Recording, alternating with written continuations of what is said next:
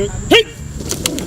Better, better. You know I was better because I can hear it. So far, we're doing a lot of things in terms of picking up where we were in the spring with regards to consistency in terms of effort, technique. And it's always a work in progress, especially when you're just starting out in the preseason. But right now, I think we're on schedule to be where we need to be. I feel like we're a lot farther ahead than we were last year. Last year, we were kind of trying to get a grasp of schemes, know where to be at all times. But you know, we've got that handled down pretty well.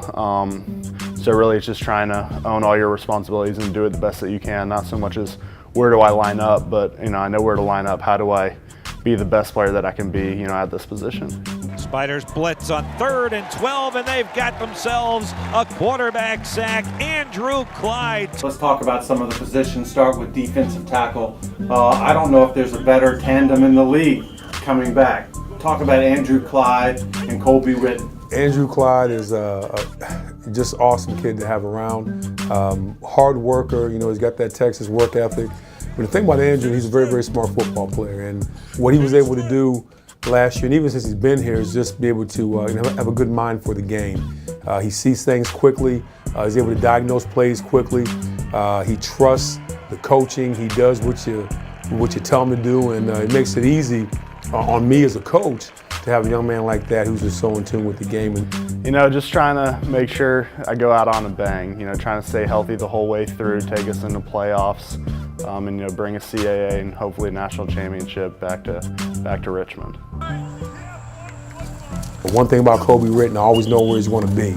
Doesn't say a whole lot. He's kind of a quiet, low-key guy, but you know, very, very intense player, smart player. You know, came from a good high school program in Florida, and you know, I'm glad I have those two in the room. I'm not so much concerned about this as much as you maintain your Z in your body position, okay? So snap it off with that strong side arm, and then go ahead and throw it away. Here we go. Let's move out to the ends now.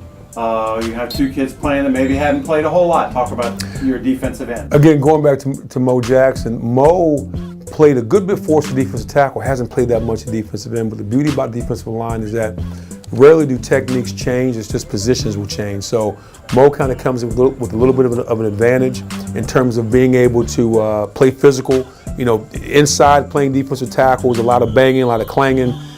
Defensive end, you know, usually you're not getting as many tandem blocks as you do inside. So for Mo, it's been a pretty easy transition. Darius Reynolds, you know, played a little bit last year. He came in here as outside linebacker. He's progressed well, especially coming into spring and even now into the preseason of being a guy that thinks is going to be a pretty good player for us. You look at this defensive line, expectations of their play for this season. Play well, one game at a time. That's it. One day, one game at a time. That's kind of been our motto. I want to be better tomorrow than I was today, and if we keep on progressing with that mindset, I think we'll have a chance to be pretty good.